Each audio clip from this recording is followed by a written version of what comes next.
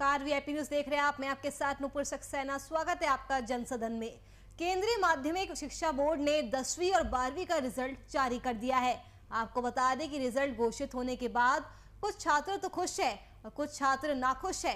केंद्रीय माध्यमिक शिक्षा बोर्ड ने रिजल्ट तैयार होने से पहले अपनी तैयारी के दौरान कहा था कि जो छात्र फेल होंगे या अपने रिजल्ट से असंतुष्ट होंगे वो दोबारा से परीक्षा दे सकते हैं। लेकिन रिजल्ट आने के बाद जो छात्र फेल हुए या असंतुष्ट हैं उनको फिर से मौका अब नहीं दिया जाएगा। अगर वो पेपर देंगे तो उनके लिए अलग सेंटर बनाया जाएगा। सही सवाल यहाँ पर ये उठ रहा है कि कोरोना काल में बच्चे अपने स्कूल में जाने से डर रहे हैं और सीबीएसई बोर्ड नई नई तरकीबें अपना रही है, जिससे छात्रों का भविष्य अंधकार की ओर जाता हुआ नजर आ रहा है।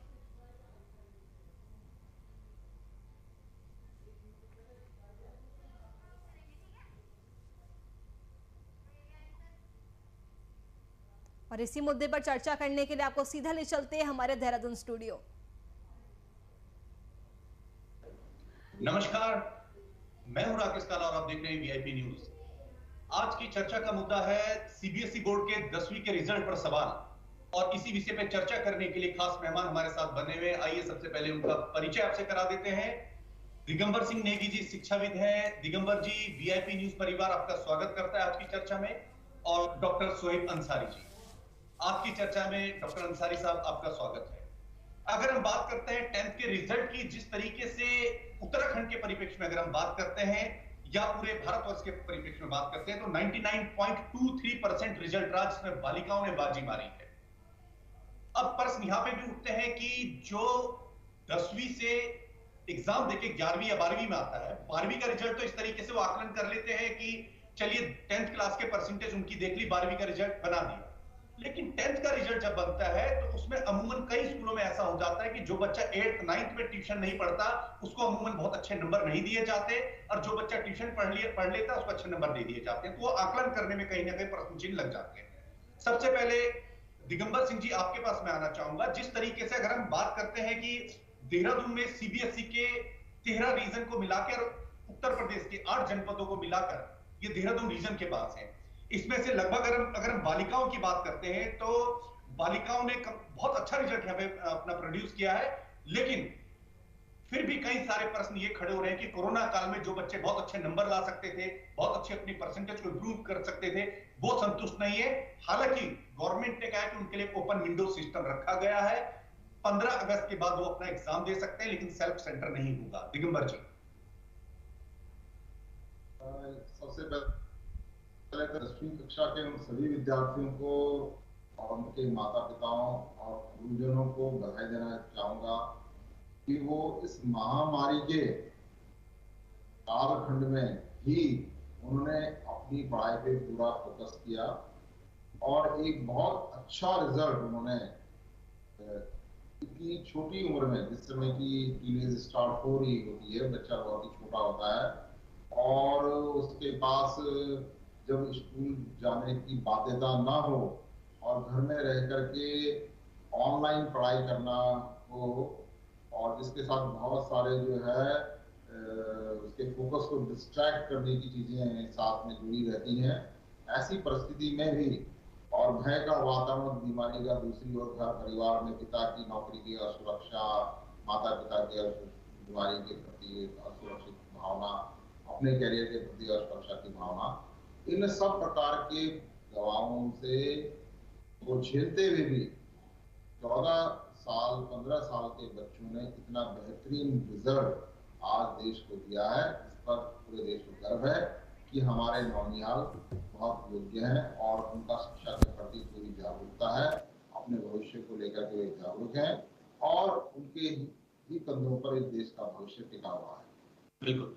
डॉक्टर अंसारी, आपके पास आना चाहूंगा। डॉक्टर अंसारी, अगर उत्तराखंड की बात करते हैं तो 99.56% यहाँ पे गर्ल्स पास हुई है और 99.07% बालक यहाँ पे पास हुए हैं। 0.49% यहाँ पे गर्ल्स ज्यादा पास हुई है।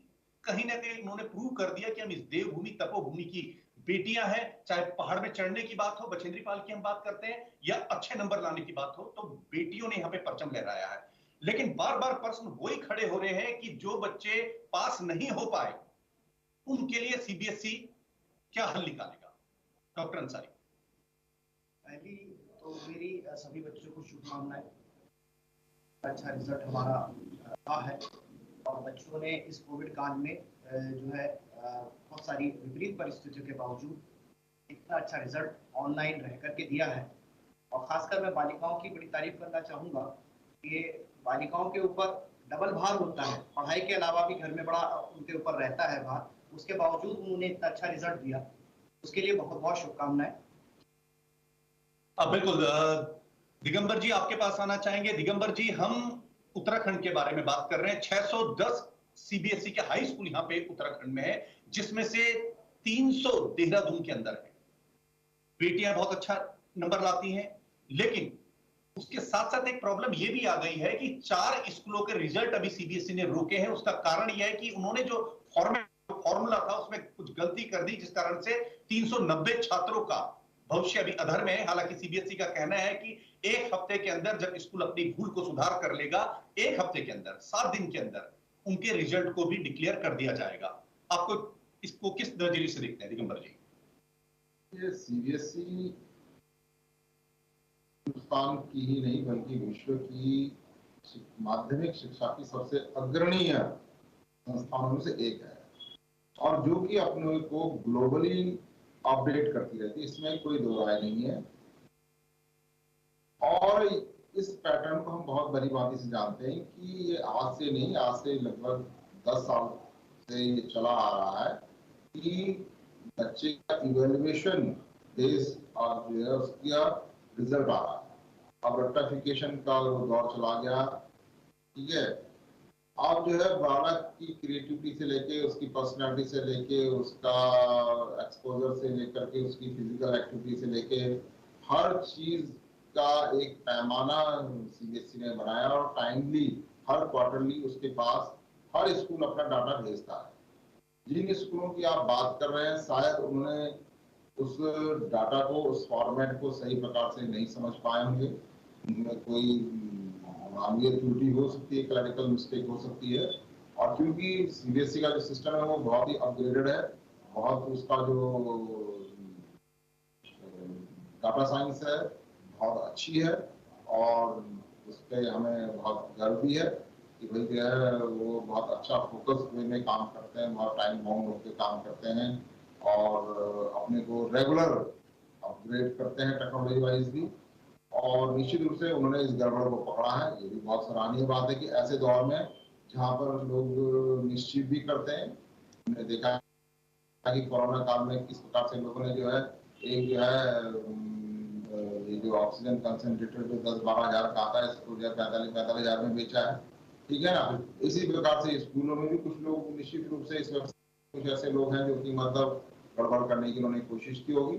तो जो पढ़ने वाले होनहार विद्यार्थी हैं उनके साथ अन्याय ना हो, है ना, और कोई विद्यालय केवल अपनी मनमर्जी ना चला पाए, इस पे अगर अंकुश है और उस पर निगरानी है, सतर्कता है, सजगता है, तो यह एक सराहनीय विषय है कि भाई सीबीएसई इस दौर में भी बहुत जागरूक और सक्रिय और उसकी विजिलेंस हर एक के ऊपर बहुत अच्छी तरीके से है।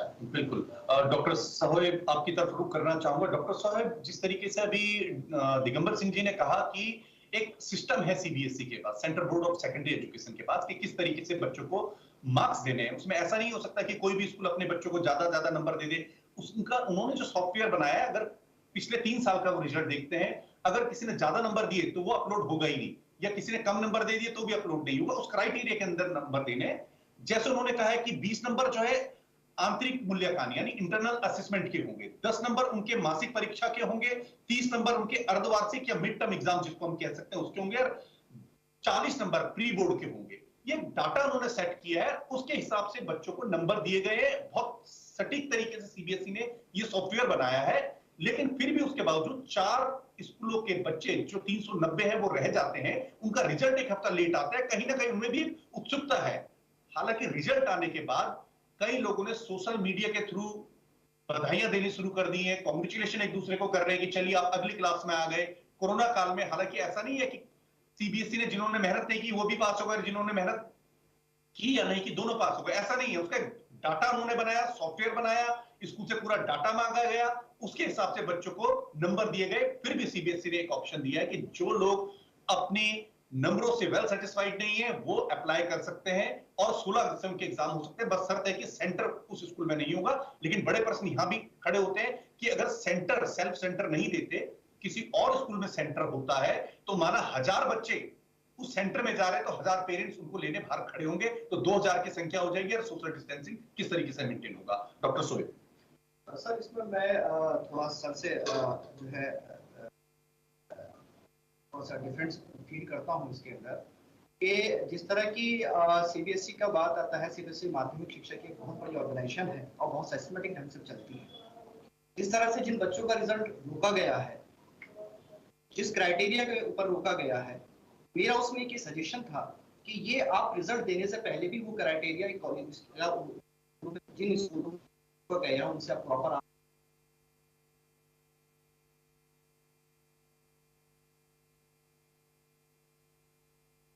के बावजूद वो शायद ना गिरता। कुछ प्रॉपर स्कूल्स की ये आप लापरवाही कह सकते हैं या मनमानी कह सकते हैं या इसको आप किसी भी दूसरे रूप में ले सकते हैं। लेकिन जहां तक कि ये रही बात कि आप जैसे कि सेल्फ सेंटर ना करके क्या दूसरे सेंटर में कोविड नहीं होगा? जिस सेंटर में जिस स्कूल में बच्चा पढ़ता है उस स्कूल में कोविड इफेक्टेड होगा, क्या वहां दूसरे स्कूल में इफेक्टेड नहीं होगा? तो ये सारी चीजें थोड़ी सी जो है ये गलत है। अगर सेल्फ सेंटर कर दिया जाएगा, सेल्फ सेंटर में क्या होता है कि बच्चा पूरे तरह से या उसके पेरेंट्स जो उसको छोड़ने आते हैं, लेने आते हैं, उन्हें पूरी चीजें पता होती हैं कि कौन सी चीज कहाँ पे किस तरह से सोशल डिस्टेंसिंग मेंटेन की जाती है। एक बच्चा अगर किसी दूसरे जगह पर अगर सेंटर उसका किया जाता है तो उसके पेरेंट्स को ये भी नहीं पता होता कि स्कूल की कहाँ का बिल्डिंग है, कहाँ पे हमें स्टे करना है, कहाँ पे खड़ा होना है। फिर वो एक अजूम में खड़ा हो जाता है, वहां पे कोविड इफेक्ट करेगा ही करेगा। तो इसलिए मेरा ये मानना है कि जो बच्चे जो है उनको सेल्फ सेंटर भी कर दिया जाए, उनको अनदर सेंटर में भेजने का कोई मुझे नहीं लगता कि कोई भी सोशल डिस्टेंसिंग या कोविड का बचाव उसमें किया जा सकता है। बिल्कुल, दिगंबर जी आपकी तरफ आना चाहूंगा। दिगंबर जी, आप एक शिक्षाविद हैं, आप भली भांति इस चीज को पहचान सकते हैं कि किस तरीके से मार्क्स को डिस्क्राइब किया गया, किस तरीके से बच्चे पास हुए हैं। लेकिन मिली जुली इसमें प्रतिक्रिया ये आ रही है दिगंबर जी कि जो बच्चे बहुत हार्ड वर्कर थे, जो सुबह 4 बजे या 5 बजे उठ के मेहनत करते थे और जिनको उम्मीद थी कि हम नंबर बहुत बेहतर ले आएंगे, वो कहीं ना कहीं असंतुष्ट अपने को महसूस कर रहे हैं। लेकिन कुछ बच्चे ऐसे भी थे जो थोड़े से लापरवाह थे, लेकिन कोरोना काल में एक अपॉर्चुनिटी उनको मिली, वो 40 चाहे 45% से उनको मौका मिल गया है। लेकिन ये किस तरीके से आगे जस्टिफाई हो पाएगा? हालांकि सीबीएसई ने ऑप्शन दे दिया है, बार बार इस चीज को हम कह रहे हैं कि जो बच्चे वेल सेटिस्फाइड नहीं है, जिनके पेरेंट्स संतुष्ट नहीं है, वो ऑफलाइन एग्जाम दे सकते हैं। लेकिन ये जो देखा जाए कि जो बच्चे फेल हो गए हैं, बार बार उसी प्रश्न की तरफ हम रुझान ला रहे हैं आपका कि जो बच्चे फेल हो गए उनके लिए क्या होगा आने वाले समय में? दिगंबर जी। जी, आप भी एक शिक्षाविद हैं और इस बात को बहुत भली भांति जानते हैं कि कोई भी शिक्षण संस्थान कभी ये नहीं चाहता कि कोई विद्यार्थी फेल हो, क्योंकि आखिर तक कोशिश होती है कि हर विद्यार्थी का साल बचे, का भविष्य बचे और वो पास हो। परंतु पूरी सीबीएसई ने अब की बार की लीनियंसी बढ़ती है। बार बार कहा गया कि किसी को फेल नहीं करना है और उसके बावजूद भी अगर कोई बच्चे फेल हुए हैं तो यह इस बात का द्योतक है कि उनका भविष्य तभी सुरक्षित हो सकता है जब वो उस क्लास में रिपीट करें और कड़ी मेहनत से पढ़ें और अपनी कमजोरी को दूर करें, ना कि एक क्लास आगे बढ़ने से वो उस पाठ्यक्रम को समझने में असमर्थ रहेंगे और उनके ऊपर बोझ बढ़ जाएगा। क्योंकि अक्सर ये देखा गया है कि जब भी बच्चा जिसका ग्रासरूट थोड़ा वीक होता है, बैकग्राउंड वीक होता है, उसको बेसिक कॉन्सेप्ट्स क्लियर नहीं होते हैं, जब वो क्लास पास ऑन करता चला जाता है किसी दबाव में या सिफारिश में या किसी दूसरे कारण से, तो उसका परफॉर्मेंस अच्छा होने के बदले गिरता चला जाता है। और वही मैंने अपने जीवन में देखा है कि जिन बच्चों ने, पहले भी बच्चे फेल होते हैं, ऐसा नहीं, जब रेगुलर क्लासेस चलती थी और परीक्षाएं होती थी तो कंपार्टमेंट भी आती थी, तो हमने जब जिन बच्चों को कहा भाई आप कंपार्टमेंट के बजाय रिपीट कर लीजिए, तो उन्होंने नेक्स्ट डे बहुत अच्छा परफॉर्म किया, उन्होंने कुछ अच्छे नंबर्स स्कोर किए, फर्स्ट डिवीजन में आए, एक्सीलेंट मार्क्स लेकर के आए, 80s तक लाए, किसी सब्जेक्ट में 90s तक लाए। जो लोग एक साल पहले कंपार्टमेंट देने को तैयार थे उन्होंने हमारी सलाह मानी और कंपार्टमेंट नहीं दिया, तो बहुत अच्छा। आज उनमें से बहुत सारे बच्चे बैंक मैनेजर है, कोई डॉक्टर है, कोई इंजीनियर है परंतु ये फेल होना या पास होना किसी बच्चे की काबिलियत का द्योतक नहीं है। तो सर्कमस्टांसेस होते हैं कि कभी बच्चा सीरियस रहता है, कभी नहीं रहता है। बिल्कुल दोनों बातें इसमें निर्भर करती हैं और इन्वायरमेंट का भी इफेक्ट उस बच्चे के ऊपर रहता है।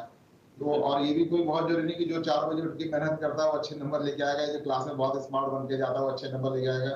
कई कई बैक बेंचर जो बहुत शांत रहता है, जब परीक्षा होती है तो उसके नंबर बहुत अच्छे आते हैं, क्योंकि वो फोकस होता है और एक अपना एक्सपोजर दिखाता रहता है बच्चा क्लासरूम में, फिर टीचर्स को इम्प्रेस करने में लगा रहता है। तो ये कहीं भी पैमाना नहीं है कि कौन कब अच्छा करेगा, परफॉर्मेंस करेगा। ये हमारा जो इतना लंबा शैक्षिक अनुभव है, इसमें हमने देखा है कि कब किस बच्चे के जीवन में बदलाव आएगा, कब खरगोश बाजी जीतेगा और कब जो है कछुआ बाजी जीतेगा, कोई नहीं जानता है। बिल्कुल बिल्कुल। डॉक्टर साहब आपकी तरफ आना चाहूंगा। डॉक्टर साहब देखिए, जब बच्चा 12th का रिजल्ट बनता है सीबीएसई के द्वारा, इस चीज को मैं पहले भी कह चुका हूं कि 10th क्लास की मार्कशीट देखी जाती है। माना किसी के 80% है तो मे बी 10th क्लास में 80% है तो मे बी 12th में उसके 70 या 90 आ सकते हैं। ऐसा नहीं हो सकता कि जिसके 80% मार्क्स है उसके 35 आ गए, या जिसके 40% 10th में मार्क्स है उसके 90% 12th में आ गए। इतना बड़ा डिफरेंस नहीं आ सकता, हार्डली 10% अप एंड डाउन का आ सकता है। 12th का रिजल्ट तो चलिए इस हिसाब से सेट हो गया, हालांकि सीबीएसई ने बहुत सटीक फॉर्मूला दिया है, सॉफ्टवेयर बहुत शानदार दिया है। लेकिन 10th की जहां तक बात कर रहे हैं, बार बार एक चीज पे आ रहे हैं कि 10th में फॉर्मूला तो बहुत अच्छा है कि भाई 20, 10, 30, 40%। हम इंटरनल असेसमेंट की बात कर लेते हैं, प्री बोर्ड की, मिड टर्म की बात कर लेते हैं, अर्धवार्षिक परीक्षा की बात कर लेते हैं। लेकिन प्रश्न यहां पे खड़ा होता है डॉक्टर स्वाभाविक कि जो बच्चा ट्यूशन नहीं जा रहा उसके मार्क्स का क्या क्राइटेरिया टीचर के द्वारा रहा, या जो ट्यूशन जा रहा उसके मार्क्स का क्या क्राइटेरिया रहा। कहीं ना कहीं वो बच्चा जो ट्यूशन किसी पैसे के भाव में नहीं जा पाया, क्या वो हल्का फुल्का अपने को उपेक्षित महसूस नहीं कर रहा होगा इस वक्त? बिल्कुल सही कहा आपने सर कि जो बच्चा ट्यूशन नहीं जा रहा है और कहीं ना कहीं उपेक्षित फील कर रहा है। दूसरा सबसे बड़ा कारण ये रहा है सर कि जैसा भी आपने सर ने कहा कि भाई इतना बच्चा फेल हो गया है, 1 लाख लगभग 1 लाख बच्चा फेल हुआ है, ठीक है। उसका कहीं ना कहीं सर, जैसे कोविड पेंडेमिक हमारे साथ चल रहा था, पूरी फैमिली के ऊपर कहीं ना कहीं एक प्रेशर था। अगर बच्चा, अगर उसका फादर बीमार है, और मुझे जहां तक लगता है कि जो पेंडेमिक गया है उसके अंदर जो है 95% फैमिलीज कहीं ना कहीं किसी ना किसी तरीके से डायरेक्टली इनडायरेक्टली इन्वॉल्व रही है।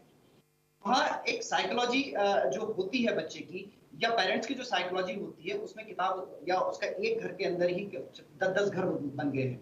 वो उस पार्ट में पढ़ा है, वो उस पार्ट में पढ़ा है, वो उस पार्ट में पढ़ा है। बच्चे का एजुकेशन सिस्टम बिल्कुल जीरो हो गया है।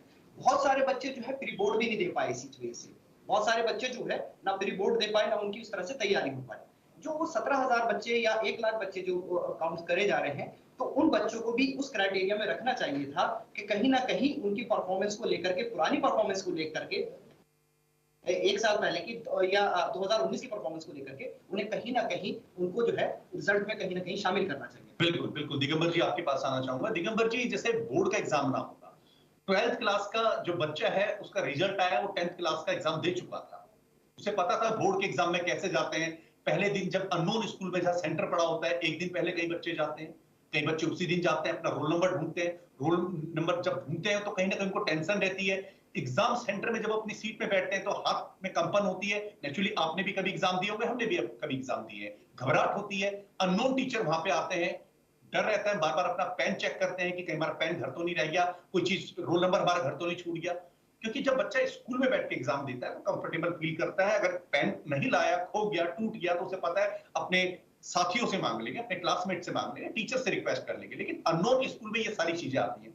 तो जो 10th क्लास का बच्चा बोर्ड का एग्जाम नहीं दे पाया, वो इस चीज से लड़कपन, थोड़ा सा एक अछूता सा नहीं रह गया कि बोर्ड का एग्जाम क्या होता है, एंटर करना क्या होता है, आंसर शीट लेने का क्या मायने होते हैं, या बेल बज गई, टीचर ने एकदम से कॉपी छीन लेते हैं। कई बार आपके संग भी शायद ऐसा हुआ होगा कभी कि बेल बज गई, टीचर, बच्चे लिखना चाहता है लेकिन टीचर ने कहा नहीं समय हो गया, कॉपी दे दीजिए। तो उन चीजों से बच्चे अछूते नहीं रहे।